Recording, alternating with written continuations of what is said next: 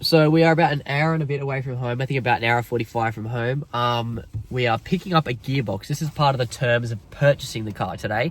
We had to stop in on our way and pick up a gearbox for this guy. And that was part of the conditions of me being able to buy it. So we're at the house. It's extremely agricultural. So we'll see if the guy actually turns up. Apparently he's bringing the gearbox on a Bobcat. So it's going to be like a freaking 16 speed for a Mac or something. But we'll see how it goes. For a long journey, we're officially 6 minutes away from the location. It was quite the trip. We were stuck behind every possible form of transportation and roadblocks. We're finally here and get to see the deal in the flesh. Archie, show us how much cash we're buying a car with. So we're just going to count the cash here. Yep, all there. You beauty. Let's go and get it. The Suzuki Swift GTi is an often forgotten 90s tuning icon. Here in Australia in the 90s, the streets were filled with these, which were modified in all kinds of unique ways. They were cutting up Mount Panorama Circuit in their own designated racing series at the time as well. Over the years, the Honda Civic has shadowed this mad little hot hatch, causing them to become less common and less popular. So when the opportunity came up to snag this one, I couldn't pass it up.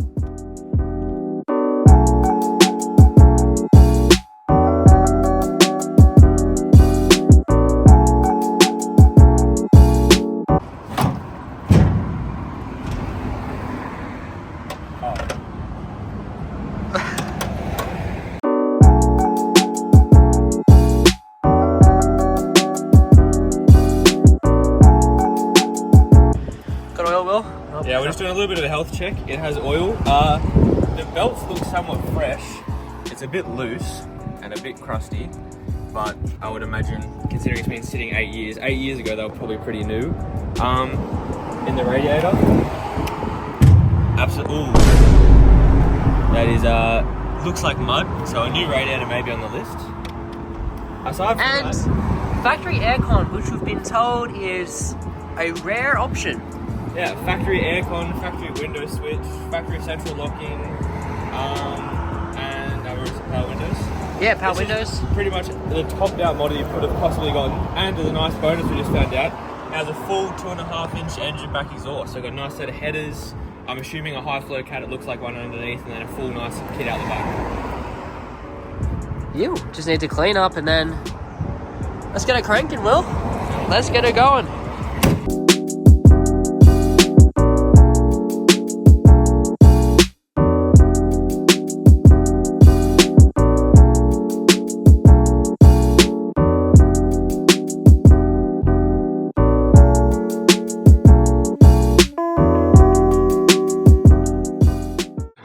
So in typical fashion, we got the car home at night time.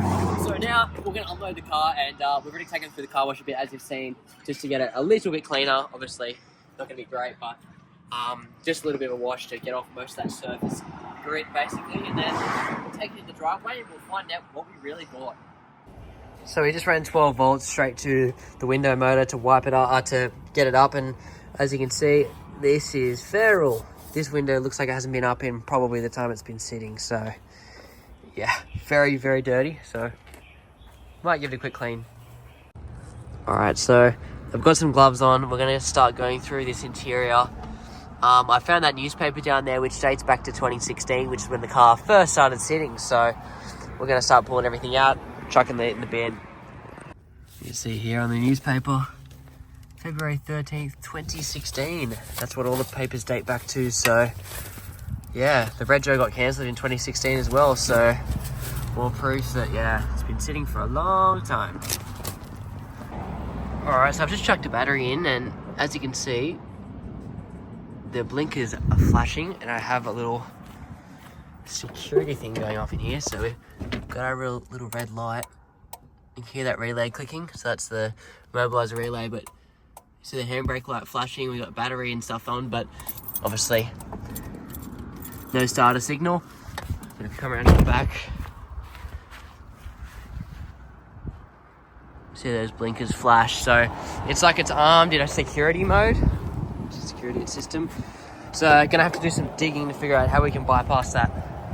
So Dad and I are just going through all the wires coming off the alarm box down there, and we're going through all, and we're pretty much just removing the alarm system. So that's just disconnecting one of the wires there, because they're all going to ignition, which is, we think, is a problem, obviously. So we're pulling away this entire alarm system and just removing it completely, and then just going back to standard stock wiring. She's looking like a bit of a mess, but slowly making progress. As you can see, none of these are really attached anymore. It's just these ones you see here. So really making some progress. So it's been a few days since we last worked on the Swift, and so now we've gone ahead and pulled out all of the interior so we can take a good look on what we've actually gotten and the bare bones of the vehicle to make sure it's okay and structurally sound, which it is. There's not any rust on the chassis. We're also taking out the carpet because it was smelly, so once you get rid of that smell source, the carpet and the interior smells so much better. So no carpet at the moment. We'll probably get a new carpet, and it also allows us to get a better look at the wiring underneath the carpet and everything, so we can see what the problem is, why it's not starting. And then we've also just got the seats and everything out, and we also managed to pick up a few bits and pieces as well as some spares that were already in the car. And upon cleaning the car, we also found a window sticker from 2004 where the car was sold for $8,990. So pretty cool. You find things like that when you clean the car. You always find little mementos in the car, but we end up picking up a few body parts from somebody who was not too far away. So we end up getting a new mirror. So thankfully this one that's completely broken and hack job, that can get replaced. We've also picked up a front indicator here because this one is also cracked. And we also picked up on the back, I'll show you on the back here, our tail lights unfortunately have cracks in them, all on the white part of the tail light is all cracked. So we end up picking up a set of tail lights as well, which we won't install them until further on, where we start getting the body looking nice and we figure out what we're going to do with the outside. So as you can see, I have the I'll actually put this back in so that sits nice in there. And now when I go turn the key, it doesn't start, obviously, for some reason. So it just cranks, but then when I take the key out, leave it in there, go in here from this side, I'll show you, we'll spin this and it cranks. Not sure if you can see that there, but